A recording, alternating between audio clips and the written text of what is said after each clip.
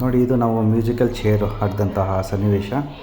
ಎಲ್ಲ ಕೂಡ family members ಎಲ್ಲ ಅಲ್ಲಿರೋ ಚೇರ್ಗಳನ್ನ ತೊಗೊಂಡು ಅಲ್ಲಿ ಫೈರ್ ಕ್ಯಾಂಪ್ಗೆ ನಾವು ಏನು ಮಾಡಬೇಕು ಅಂದ್ಕೊಂಡಿದ್ದು, ಅದು ಫೈರ್ ಕ್ಯಾಂಪ್ ಅಂದು ಒಂದು 6:30-7 ಗಂಟೆ ಅಂದರೆ ನಾವೊಂದು 5 ಗಂಟೆಗೆ ಪ್ಲ್ಯಾನ್ ಮಾಡಿದ್ದು.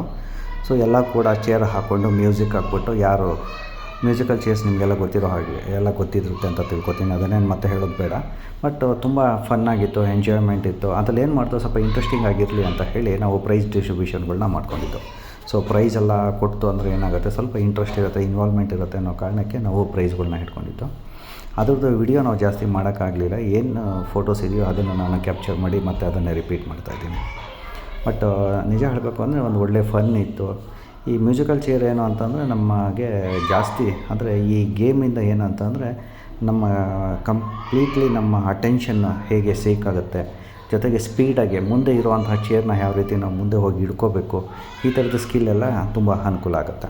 ಬಟ್ ನಾವು ಇಲ್ಲಿ ಫ್ಯಾಮಿಲಿ ಗೆಟ್ ಟುಗೆದರಲ್ಲಿ ನಾವು ಮಾಡಿದ್ದೇನು ಅಂತಂದರೆ ಜಸ್ಟ್ ಒಂದು ಫನ್ಗಾಗಿ ಮತ್ತು ಎಲ್ಲರಿಗೂ ಕೂಡ ಎಂಟರ್ಟೈನ್ಮೆಂಟಾಗಿ. ನೋಡಿ, ಇವಾಗ ಇಲ್ಲಿ ನೀವು ನೋಡ್ತಾ ಇರೋ ಹಂಗೆ ಗೆದ್ದಿರೋರಿಗೆ ಒಂದು ಶಾಲೆಲ್ಲ ಹಾಕಿ ಒಂದು ಖುಷಿಯಾದ ಅನುಭವನ ನಾವು ಇಲ್ಲಿ ತೋರಿಸ್ಕೊತಾ ಇದ್ದೀವಿ. ಮುಖ್ಯವಾಗಿ ಹೇಳಬೇಕು ಅಂತಂದರೆ ಇದೆಲ್ಲ ಒಂದು ರೀತಿ ಗೆಟ್ ಟುಗೆದರ್ ತುಂಬ ಚೆನ್ನಾಗಿತ್ತು. ಎಲ್ಲ ಕೂಡ ಪ್ಲ್ಯಾನ್ ಮಾಡಿ ಆರ್ಗನೈಸ್ ಮಾಡುವಂತಹ ಎಲ್ಲ ಹುಡುಗರಿಗೆ ಅದನ್ನು ಚೇರೆಲ್ಲ ನಾವೇ ಎಲ್ಲ ಮೆಂಬರ್ಗಳೇ ತೆಗೆದು ಹಾಕಿ ಎಲ್ಲ ಮಾಡ್ದು. ಅದು ತುಂಬ ಚೆನ್ನಾಗಿತ್ತು. ಈವ್ನಿಂಗು ತುಂಬ ಮಸ್ತ್ ಮಜವಾಗಿ ಹಾಡುಗಳನ್ನೆಲ್ಲ ಕೇಳಿಕೊಂಡು ತುಂಬ ಎಂಟರ್ಟೈನ್ಮೆಂಟ್ಗಾಗಿ ಇತ್ತು. ಸೊ ನೀವುಗಳು ಕೂಡ ಈ ರೀತಿ ಮ್ಯೂಸಿಕಲ್ ಚೇರ್ಸ್ ಆಡಿದರೆ ನಿಮ್ಗೆ ಯಾವ್ದಾದ್ರು ಬಹುಮಾನ ಬಂದಿದೆಯಾ ಏನು, ಅಥವಾ ಈ ಮ್ಯೂಸಿಕಲ್ ಚೇರ್ ಆಡಬೇಕಾದ್ರೆ ಯಾವ ಥರ ಎಲ್ಲ ನಿಮಗೆ ಅಟೆನ್ಷನ್ಗಳನ್ನ ಮಾಡ್ತಾರೆ, ಏನಾದ್ರು ಟ್ರಿಕ್ಸ್ ಯೂಸ್ ಮಾಡ್ತಾರೆ, ಅದರಲ್ಲಿರೋ ಗ್ರೇ ಏರಿಯಾನ ಏನಾದ್ರು ಹುಡುಕ್ತಾರಾ, ಆಮೇಲೆ ಮುಂದೆನೇ ಹೋಗೋದಿಲ್ಲ, ಚೇರ್ ಹತ್ರನೇ ನಿಂತ್ಕೊಳ್ಳೋದು, ಈ ರೀತಿದು ಏನಾರು ಮಾಡಿದರೆ ಖಂಡಿತವಾಗಿಯೂ ನೀವು ಹೇಳಬೇಕು.